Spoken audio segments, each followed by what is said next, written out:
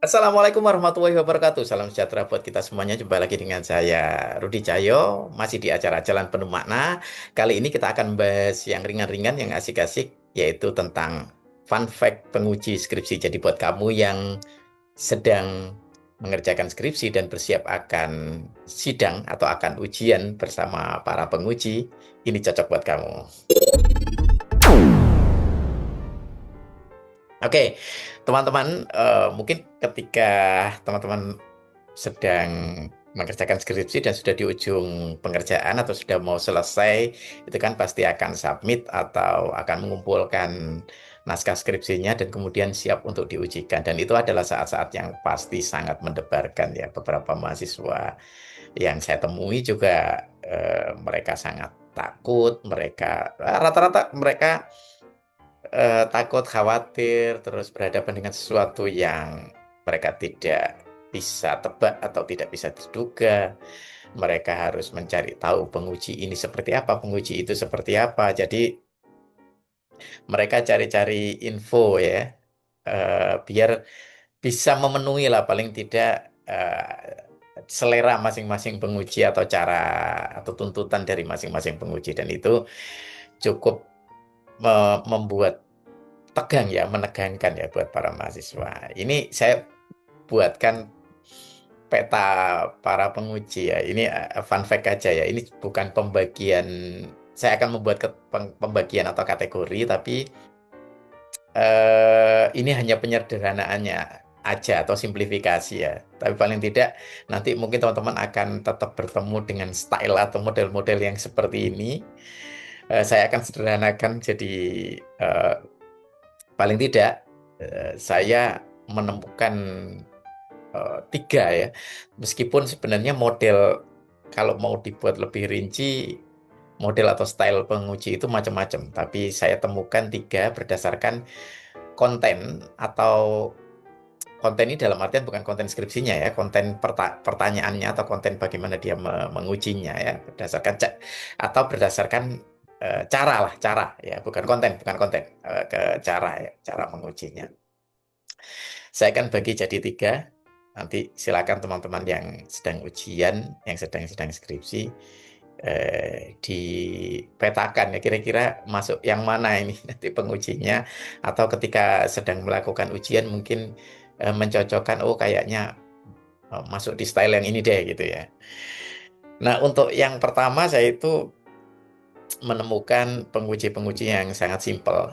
Sangat simpel itu artinya dia itu sangat memahami ya pokok-pokok apa yang perlu ditanyakan. Kalau dari pokok-pokok pertanyaan itu eh, mahasiswa tidak bisa memenuhi, artinya hal yang sedetil apapun di luar itu atau kelanjutannya atau sebagai implikasi ya, sebagai efek dari ketidakterpenuhannya pertanyaan itu sudah tidak perlu dikorek-korek lagi gitu ya. Ini model style yang pertama. Jadi kalau misalnya alasan meneliti misalnya atau mungkin metode, ketika di situ tidak terpenuhi, maka yang lainnya itu pasti akan dianggap sudah tidak memenuhi. Nah, ini simple, simple, simple banget karena eh, mereka ini akan bermain di patokan-patokan itu. Ketika patokan itu tidak terpenuhi, maka itu akan eh, ini ya akan tidak terlalu penting lah untuk diteruskan gitu ya. Sehingga yang lain-lainnya nanti pasti sudah tidak substansial lagi, mungkin yang ditanyakan berkenaan dengan saran dalam menyikapi problem kehidupan atau apa. Artinya nanti akan ada banyak yang sudah tidak terlalu substansial karena yang substansial tidak bisa dipenuhi gitu ya. Sehingga obrolan-obrolannya akan ke sana untuk memperbaiki mahasiswa itu mungkin secara personality atau mungkin secara cara kerjanya atau sistem kerjanya mungkin barangkali. Itu yang pertama. Terus yang kedua, ada yang model tipe pengejar ya. Tipe pengejar itu jadi apapun jawabannya mahasiswa itu pasti akan dikejar sampai selera apa keinginan ya, hasrat ya. Hasrat dari penguji ini terpenuhi. Nah, sebenarnya ada resikonya ya dengan style yang kedua ini. Style yang kedua ini lebih bisa pertanyaannya ndak terduga dan bisa kemana-mana. Ini beda dengan style yang pertama. Kalau style yang pertama itu kan patokannya itu udah mungkin mahasiswa bisa mempelajari ya. Di patokan itu harus beres gitu ya. Tapi kalau yang style yang kedua ini sudah tidak bisa diduga. Jadi apapun jawabanmu dia akan mengorek lagi, dia akan mengorek lagi, dia akan mengorek lagi gitu ya.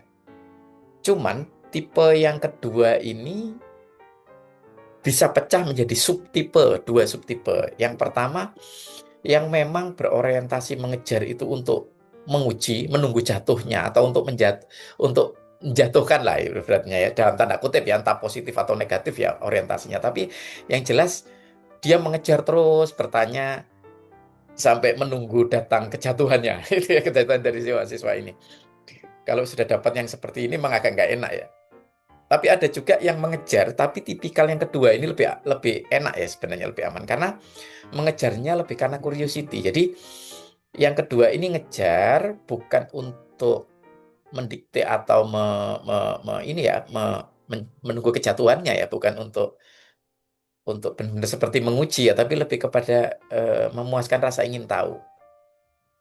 Eh, yang subtipe kedua ini dia itu merasa bahwa yang lebih tahu itu adalah mahasiswanya karena dia yang meneliti sehingga ada banyak hal yang dia pingin korek, dia pingin dalemi gitu ya. Tapi lebih kepada orientasinya memuaskan rasa ingin tahu dia, tapi bukan untuk mengujinya kayak gitu.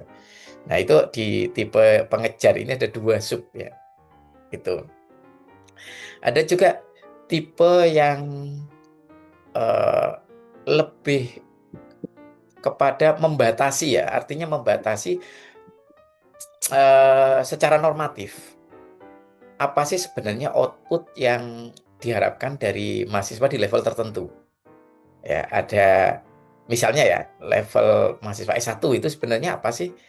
Karena kan biasanya kalau level mahasiswa S1 itu kan yang penting dia bisa meneliti secara berdisiplin. Artinya dari A sampai Z-nya itu linear, tidak ada yang menyimpang. Jadi antara pertanyaan penelitian apa yang ingin digali dengan jawabannya di akhir, simpulannya, hasil penelitiannya itu sinkron semuanya.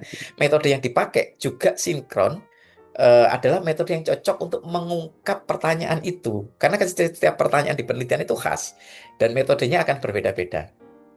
Nah, untuk tipe penguji yang ketiga ini, itu dia itu tidak akan neko-neko. Hampir mirip seperti tipe yang pertama, tapi kalau tipe yang pertama itu pokok-pokok dalam penelitian itu yang dia jadi orientasi. Kalau yang ini enggak. Secara normatif output yang diharapkan dari mahasiswa itu apa sih? Gitu ya. Sehingga ketika misalnya kalau contoh mahasiswa S1 tadi ya, dari A sampai Z-nya sudah linear, dia tidak akan banyak nuntut tentang kompleksitas penelitiannya. Harus ditambah ini, harus tambah moderasi ini, mediasi ini, dan seterusnya. Seharusnya ini jadi ini, seharusnya jadi ini. Tidak menuntut itu, karena dia tahu outputnya. Secara normatif dia tahu outputnya. Nanti untuk mahasiswa S2 dia akan berbeda ngujinya. Mahasiswa S3 dia akan berbeda ngujinya. Mahasiswa S3 mungkin akan lebih banyak didalami tentang kedisiplinan konsep ya, pengembangan ilmu pengetahuan dan seterusnya. Tapi di mahasiswa S2 antara yang sains dan yang profesi juga akan berbeda gitu ya. Yang profesi mungkin akan lebih banyak dituntut untuk bagaimana menerjemahkan teori kepada aplikasi itu lebih kuat. Kalau yang sains mungkin akan dituntut lebih banyak kepada melahirkan aksioma atau apa postulat-postulat tertentu gitu. Nah, itu akan berbeda di tipe yang ketiga ini cara mengujinya, sehingga dia akan menggunakan patokan-patokan normatif sebagai tuntutan output dari masing-masing mahasiswa pada level yang berbeda-beda. Jadi nanti teman-teman pasti akan menemukan di tiga tipe ini. Nah, jadi ada tipe yang pertama adalah tipe yang dia hanya bertanya pokok-pokoknya. Kalau pokok-pokok itu berhasil, ya sudah. Kalau pokok-pokok itu gagal, tidak perlu banyak nanya hal yang kecil-kecil gitu ya. Itu yang pertama. Terus tipe yang kedua, tipe pengejar. Tipe pengejar dibagi menjadi dua. Ada tipe pengejar yang pokoknya dia memuaskan hasrat dia untuk apa namanya, untuk menguji lah, untuk mengejar si mahasiswa ini sampai mentok sampai dia tidak bisa menjawab atau sampai di kejatuhannya gitu ya. Dan subtipe yang kedua yaitu Dia mengejar tapi untuk rasa ingin tahu, ya, memuaskan rasa ingin tahunya karena mahasiswa dianggap penelitinya yang lebih tahu.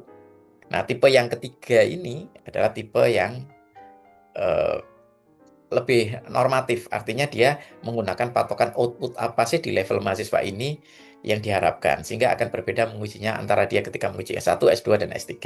Demikian fun fact kali ini untuk seru-seruan aja, nanti mungkin barangkali mahasiswa yang sedang mengerjakan skripsi atau sedang mau ujian, itu bolehlah memeta-metakan prinsip ini. Ini di luar tipikal karakter ya, misalnya karakter dosen ini kayak apa dan seterusnya. Ya ada irisannya sedikit sih berkaitan sama karakter, tapi tidak sepenuhnya membahas tentang personality.